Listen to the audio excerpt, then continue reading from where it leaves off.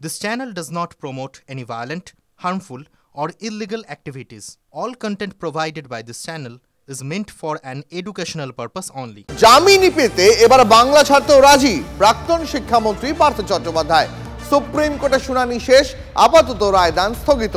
আরো বিস্তারিত জানাবেন আমাদের সঙ্গে রয়েছেন সহকর্মী জ্যোতির্ময় কর্মকার। জ্যোতির্ময়, দেখো, শুনানি পর্বে পার্থ চট্টোপাধ্যায়ের মন্ত্রী হিসেবে ভূমিকা নিয়ে স্বয়ং বিচারপতি সূর্যকান্ত তিনি বারবার ধরে বিভিন্ন প্রশ্ন তোলেন।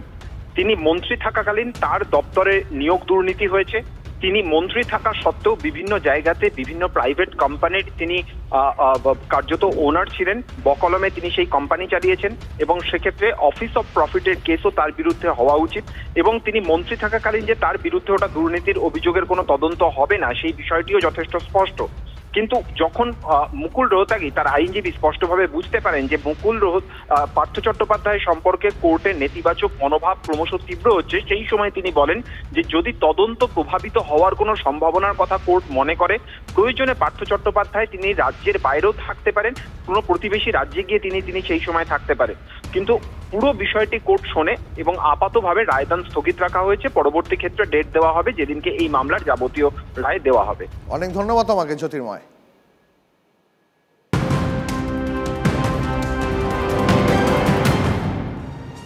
রাজ্যের মেডিকেল কলেজগুলিতে ভর্তির ফাঁদ। সরকারি বেসরকারি মেডিকেল কলেজগুলিতে ভর্তি করানোর মিথ্যে ভুয়ো প্রতিশ্রুতি, পরিবর্তে কোটি কোটি টাকা নেওয়ার দাবি।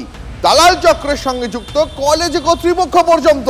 ডাক্তারিতে ভর্তির কাউন্সেলিং শেষ হয়ে গেলেও এই প্রতারণার ফাঁদ পেতে রেখেছেন দালালরা। ফাঁদে পা দিলেই সর্বশান্ত। বহু বেসরকারি মেডিকেল কলেজের ম্যানেজমেন্ট কোটা বা এনআরআই কোটায় কোটি কোটি টাকা দিয়ে বেআইনিভাবে ভর্তি হয়েছেন অসংখ্য ছাত্রছাত্রী। কলেজগুলিতে কোটায় ভর্তির বিষয়টি খতিয়ে দেখছে ইডি। আপনারা জানেন ইতিমধ্যে একাধিক কলেজে অভিযান চালিয়েছে কেন্দ্রীয় এজেন্সি।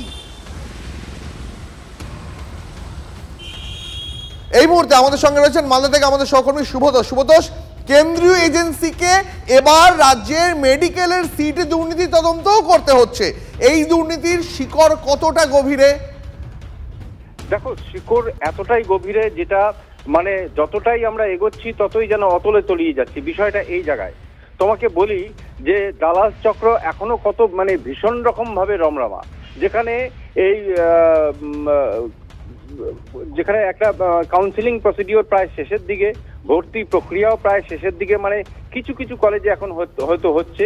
সেই মুহূর্তে পর্যন্ত গভর্নমেন্ট কলেজে ভর্তি করার নামে লক্ষ লক্ষ টাকা চাওয়া হচ্ছে, দালালরা চাইছে এবং সেই টাকা তারা নিয়ে ভর্তি করে দেবে বলে দাবি তুলছে। একই সাথে তোমাকে বলি যেটা বিস্ফোরক তথ্য, যে ইডব্লিউএস ইকোনমিক্যালি যারা উইক, সেই সমস্ত পরিবার যাদের বার্ষিক আয় 8 লক্ষ টাকার নিচে সরকারিভাবে তাদেরকে সেই সার্টিফিকেট দেওয়া হয়, সেই রকম পরিবারের ছেলেমেয়েরা তারা মেডিকেলে ভর্তি হয়েছে এনআরআই কোটায়, ম্যানেজমেন্ট কোটায়, যেখানে প্যাকেজ হচ্ছে 1.5 থেকে 2 কোটি টাকা।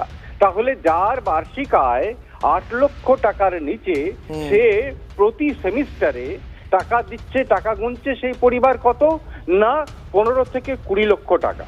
তো তাহলে সেই টাকা আসছে কোথা থেকে? হয় সেই সার্টিফিকেট যাকে দেওয়া হয়েছে তাহলে সেটা মিথ্যে ব্যক্তিকে দেওয়া হয়েছে, নচেত সেই সার্টিফিকেট ভাঙিয়ে দালাল চক্ররা ঠিক এই। অনেক ধন্যবাদ তোমাকে, খুব ডিটেলে তুমি বোঝালে কিভাবে মেডিকেল কলেজগুলোতে দুর্নীতি চলছে। অনেক ধন্যবাদ। যারা ধরুন এই ম্যানেজমেন্ট কোটাতে ঢুকছে বা যারা এত টাকা খরচা করে ঢুকছে, তারাও তো টাকাটা তোলার চেষ্টা করবে। তো তাদের ডাক্তারদের মান এবং তাদের যে চিন্তা থিঙ্কিং প্রসেস, পেশেন্টের টুয়ার্ডস পেশেন্ট, তারা সবসময় চাইবে যে পাস করার পর থেকে রিটার্নটা হোক। তাতে সাধারণ মানুষ এফেক্টেড হবে। ইনভেস্টিগেট করে ব্যাপারগুলোকে বের করা উচিত এবং গভর্নমেন্টেরও উচিত ইনভেস্টিগেট করা।